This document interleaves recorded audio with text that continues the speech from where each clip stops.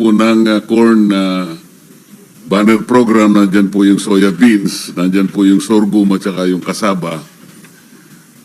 Pero talagang kahit anong pilit po ang gawin natin sapagkat napakarami nga pong problema na sangkot dito sa ating mga staple crops. Siguro matagal na panahon po ang ating gugugulin para makita natin yung liwanag na makapag-export tayo. Ngunit sa high value crops, Mr. President, katulad po ng yung okra, na yun po ay isang malaking potential po yan. Yung avocado, lalo na po yung Hass variety, Mr. President, yung ating mangga, yung ating durian, saging at saka pineapple, nakikita ko po ang oportunidad para tayo makabawi sa ating agricultural sector. Kaya ang gusto ko po sana, isa sa pamamaraan ay dagdagan na po talaga natin. Ang nakita ko pong fiscal space, Mr. President, dalawa po yung FMR sa ilalim po ng DA ay 16 billion po ang aking nakikita. Ayaw ko naman pong galawin sana yun sapagkat maaaring kailangan natin ng farm to market roads. Maliban na lamang po kung may nakasingit na ghost projects dito. At baka hindi tuloy ang maging safe naman dito si Senator Jinggoy. Kaya ayoko na pong galawin doon. Meron po akong nakita pong isa pang fiscal space, Mr. President, yung pong tupad sa ilalim ng DOLE, 13 billion po. Dahil nga po sa, ito naman po, hindi ko kinakaila na sa mga susunod na panahon sana ay ma-take up na po natin yung aming panukala na unti-unti na po nating alisin yung mga subsidies na yan sapagkat hindi ko po nakikita yung transitioning, yung pagiging progresibo ng mga nakakatanggap nito. Nakakalungkot na marami po tayong nalulustay na pera, ngunit wala naman tayong makita na iginiginhawa po nung nakatatanggap nitong mga ayuda. Napakarami po nito 2025 lamang po kinuwenta ko po yung AIX, yung TUPAD, yung AKAP, yung MAIP, at saka yung 4-piece, 194 billion pesos. Kaya po nag-propose po kami ng ibang kaparaanan. Dahil po dyan ay mas gusto ko pong kunin yung karagdagan na pinipilit ko sanang idagdag sa high value crops. Yung 13 billion po ng tupad, kukunin ko po yung 3 billion. Ito po yung idadagdag ko po na budget ng high value crops. Sa aking paniwala po na meron po tayong pag-asa na makapag-export kung ito po ang ating bibigyan ng pansin. Sa konti ko pong magagawa nung isang araw, buong pagmamalaki ko po na binayber kay Secretary Kiko Laurel yung aking pong konting ginagawa para tulungan po yung efforts ng DA sa ngalan po ng pagsisinop ng ating pagkaing pangkabuhayan. Nakita naman po ni Secretary Kiko kung paano ko po pinagmamalaki sa kanya po yung mga lettuce na naitanim ko po. At pati siya bumili po ng konti yata. Sabi niya, wow, galing. Tama po ba yung aking sinasabi, Mr. President? So, bago po ako nag-manifest, Mr. President, kinausap ko na po yung chairman. Wala naman po siyang tutol dito. Nakita niya rin po siguro yung kagustuhan nating lahat. Kahit na ganito po yung very lethargic po yung ating agricultural sector dahil nga po sa napakalaking problema. Ngunit, meron naman tayong nakikita na pwede nating pagtulungan kahit papano unti-unti ay makabawi-bawi po tayo. Yun po yung aking suggestion po, Mr. President.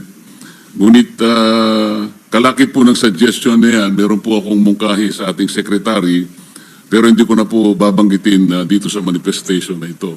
Siya na po ang bahalang gumawa ng aksyon kung papayag po siya doon sa kondisyon na akin pong minumungkahi para po sa ganun ay yung karagdagang budget kung papayagan po nating lahat ay makatulong din po yung kondisyon na akin pong isinasuggest sa ating Secretary of Agriculture. Maraming salamat po, Mr. President.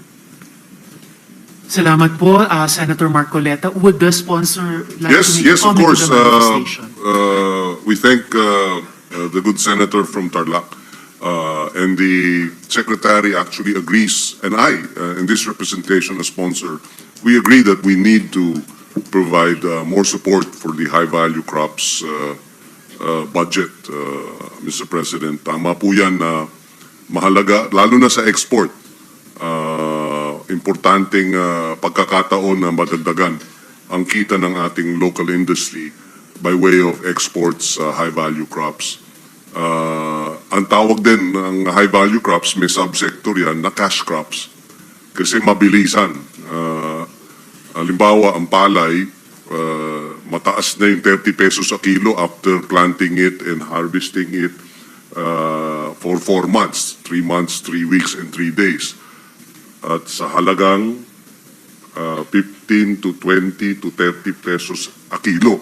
Pero yung cash crop na lettuce, halimbawa, na high-value crop, 45 days lang nabebenta ng isang 120 hanggang 180 hanggang 200 a kilo. Depende sa panahon. So, yan ang kainaman ng high-value crops. Tumataas ang kita. Kape, kakao, bell pepper, taro, carrots. Taro is gabi. Gabi and yes, carrots. So, tama po yan. And at the period of amendments, if the good Senator Marcoleta will come up with the proposal, we will discuss this and see how we can include it sa ating approval on second reading. Maraming salamat. Salamat, Vice Chairman Pangilinan. Next to interpellate the sponsor is the gentleman from Davao, Senator Bongo. You have the floor.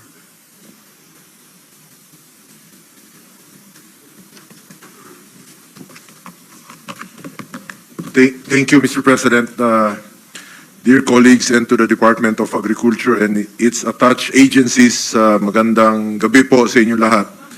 Una sa lahat, I would like to express my support for the budget of the Department of Agriculture and its attached agencies for fiscal year 2026.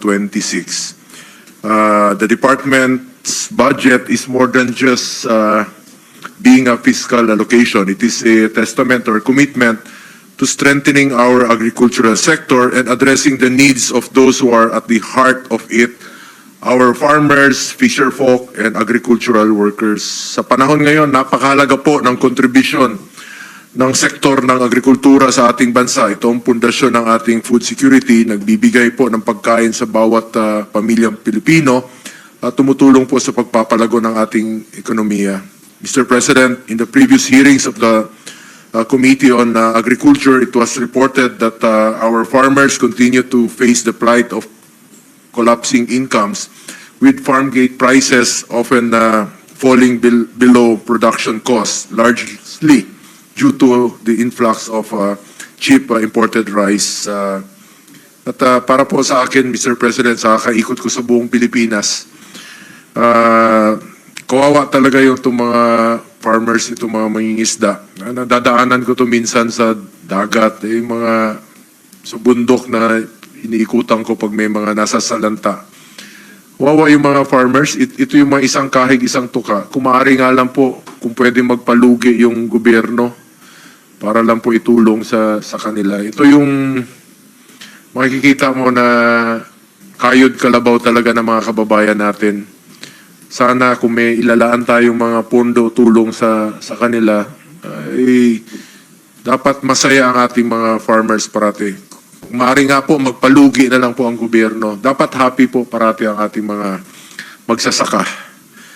At yun po napansin ko nung pumunta po ako ng Isabela, na banggit po ng local government doon na okay lang sa kanila magpalugi sila basta masaya po ang ating mga farmers. Lalong-lalo, especially iba't ibang panahon, no? Seasonal itong kanilang pag-harvest. Depende po sa yung kita nila dito. And in particular, Mr. President, itong recent report sa Tarlac at Pampanga where our farmers are struggling with extremely low buying prices of palay as low as 7 to 8 per kilo for fresh harvest and 11 to 12 per kilo for dried palay. This is far below the estimated production cost and leaves farmers with little to no profit at all. Sobrang liit po ng kinikita ng mga taong nagpapakain sa atin, Mr. President. I urge the department to address the matter. Huwag nating pabayaan ang ating mga magsasaka. Sila po ang nagpapakain sa atin.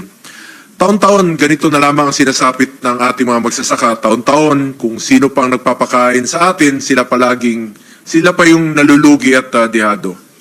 May I ask the sponsor, how does the department intend to address the continuous drop in farm gate prices of locally produced rice? What measures are in place to strengthen price monitoring and to protect farmers from unfair trading practices? Yes, thank you, Madam Chairperson. Thank you, distinguished colleague.